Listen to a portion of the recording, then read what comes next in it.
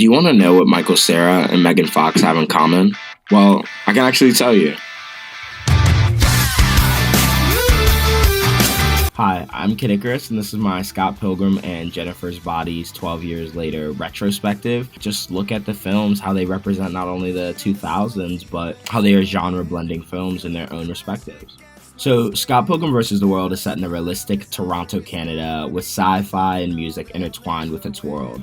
In the movie, we're taking on a thrilling action romance mixed with a coming-of-age story. It was released in 2010 by director Edgar Wright, who has directed movies Hot Fuzz, Baby Driver, Shaun of the Dead, and Scott Pilgrim vs. the World. There's also one other movie. I forget what it is, though. It's something, though. Jennifer's Body is directed by Karen Kusama and Diablo Cody. It is set in Devil's Kettle, a fake town. It is about two best friends dealing with the consequences of one of their actions.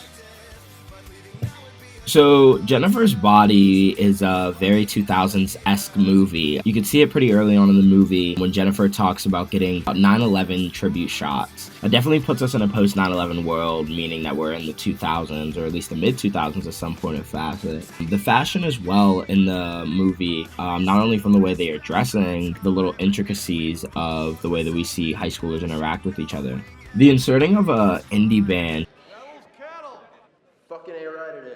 trying to make a rise in the film is very reminiscent to bands like My Chemical Romance, Fall Out Boy, and even Blink-182, which are bands that were very popular not only in the late 90s, but as well in the early to mid-2000s.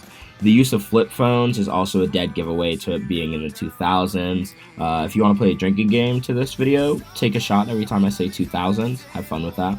There's Fall Out Boy posters in it for memorabilia. There's musical appearances in the soundtrack from All Time Low, Panic at the Disco, and Hayley Williams of Paramore, just to name a few. But because of it being a 2000s movie, Jennifer's Body was marketed as a sexy girl horror comedy. And this is what shot the movie sales down, really, in the beginning of it being released.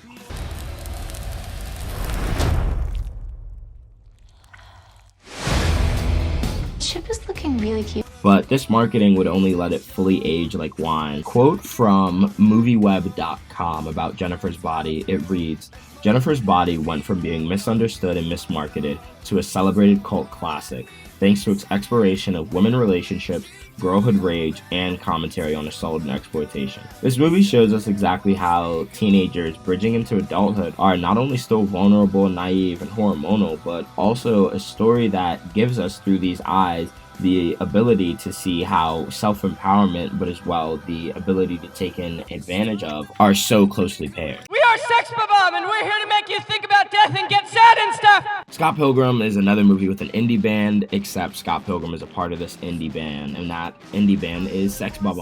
We follow Scott through Toronto and Y2K. Throughout the films, we see use of payphones, flip phones.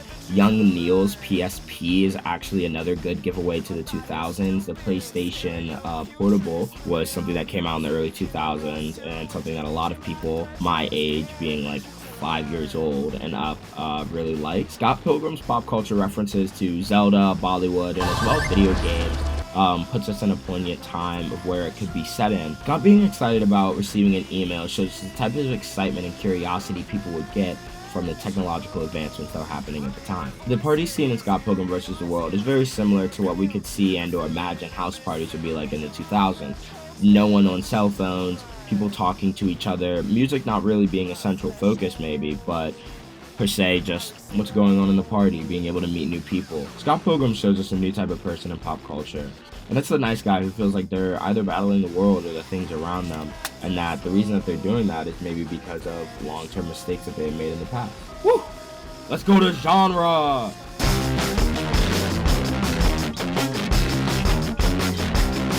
So for Jennifer's Body, I have written down the genres that it meets, and then I have some definitions for genres that I really picked up on from the film. So the genres that the movie's described as is horror, comedy, thriller, suspense, comedy, horror, slasher, dark comedy, mystery, action, crime film, and drama. Now for the horror film, Jennifer's Body use of sound, Dutch angles, and as well gore really brings us into the understanding of how it is a horror film. In a lot of the scenes, we hear sounds that would be in a horror movie, either overlaid or underlaid on songs that are playing.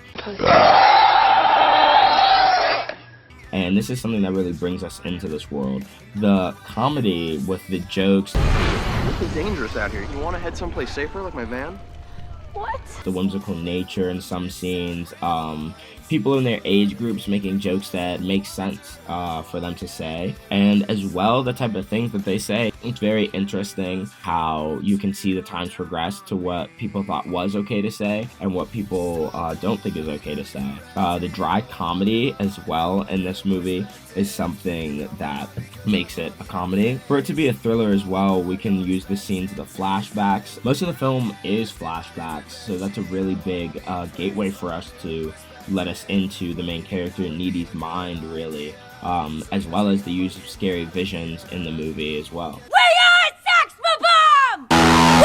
So Scott Pilgrim vs. the World genres are listed as horror, action, comedy, romance, musical, documentary, zombie film, drama, science fiction, short, Japanese movie, kaiju film, thriller, coming of age story, and fantasy. And here are my notes for that. In the movie, like, Scott Pilgrim's dating a high schooler. Oh my God! Oh, DD! Oh, what it is? Oh, DD! And when we start with his character, we're thinking, why should we support him? But by the end of the film, the audience can find him not only as redeemed, but as changed as well. The film's use of action, as well as letting us inside the minds of the characters, use of mystical powers, musically inclined characters, kaiju battles, and as well as its coming of age story, is something that's able to wrap so many different genres together that can speak to so many audiences. Reality, but as well fantasy, is as well plays to its strengths because it's able to take you into this world that is similar to ours, but one not exactly like it as well. Jennifer's Body in Scott Pilgrim offers us a snapshot of the 2000s and all of its glow, raunchiness, and heart, but it also offers us genre-blending stories on two sides of life. Both of these movies perfectly encapsulate the story they want to tell. Jennifer's Body's being, when someone close to us is hurt by their environment, and they respond by hurting others, how can we help them?